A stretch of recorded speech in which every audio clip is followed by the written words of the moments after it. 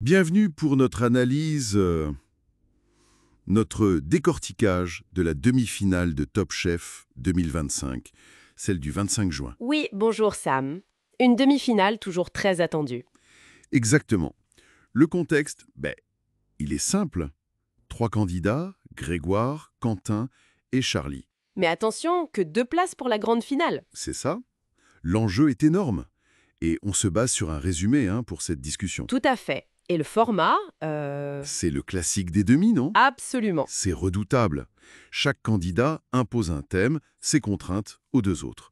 Le but, c'est de marquer des points. Un vrai test d'endurance et de créativité.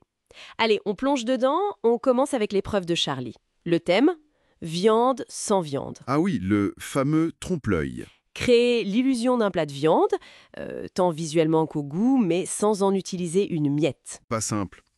Et les contraintes, elles étaient comment? Alors là, c'était costaud. Obligation d'utiliser un produit de la mer. Assaisonnement, attention, juste sel, poivre. C'est énorme comme limite. Ah ouais, juste sel, poivre. Oui. Pas d'œuf, pas de soja non plus. Choix de produits marins limité. Et le tout en 1h30. Chaud. Et il y avait une règle spéciale, je crois. Oui, tactique.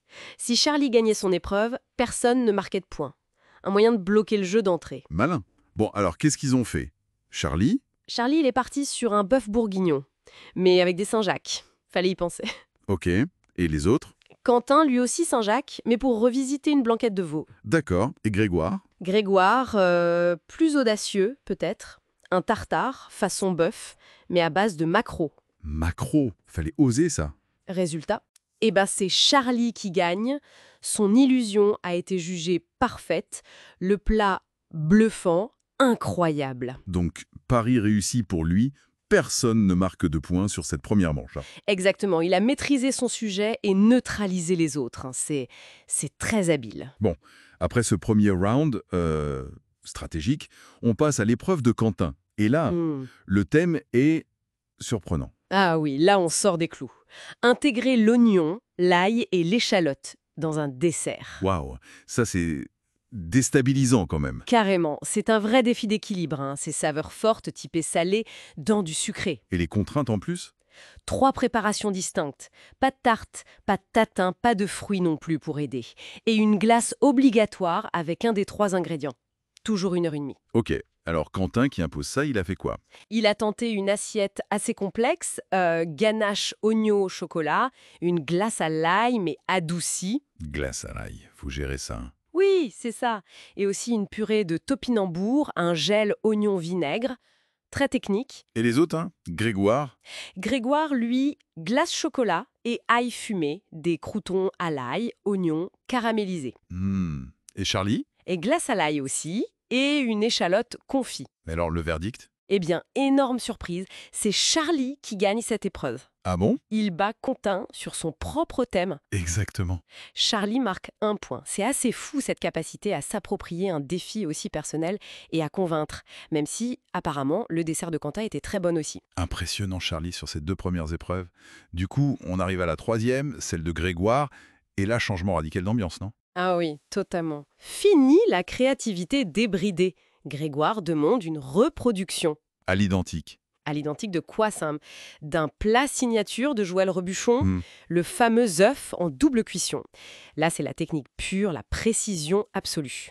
Ah, l'épreuve de la reproduction. Le cauchemar pour certains. Oui, c'est l'épreuve de vérité technique. Reproduire du Robuchon, surtout cette œuvre, c'est un monument. La cuisson est hyper précise. Double cuisson, ça veut dire quoi exactement? Souvent, c'est un œuf mollet, donc coulant à cœur, mais qui est ensuite pané et frit très rapidement pour être croustillant dehors. Le timing, la température, tout doit être parfait. La moindre erreur et c'est raté. Ok.